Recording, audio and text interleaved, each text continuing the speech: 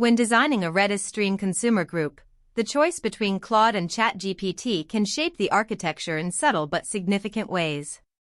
Claude tends to emphasize fault tolerance and idempotency from the start, often suggesting XRADGROUP with explicit acknowledgement patterns and dead-letter queues.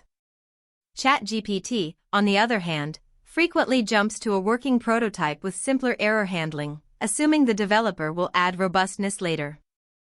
In a side-by-side test generating a consumer group for a message processing pipeline, Claude produced a more production-ready skeleton with pending entry list handling and retry logic, while ChatGPT's output was cleaner for rapid prototyping but omitted crucial edge cases like consumer failures midstream. The key takeaway is that Claude leans toward resilient, enterprise-grade patterns, whereas ChatGPT prioritizes speed and readability, making the choice depend on whether the goal is a quick proof of concept or a deployment-ready system.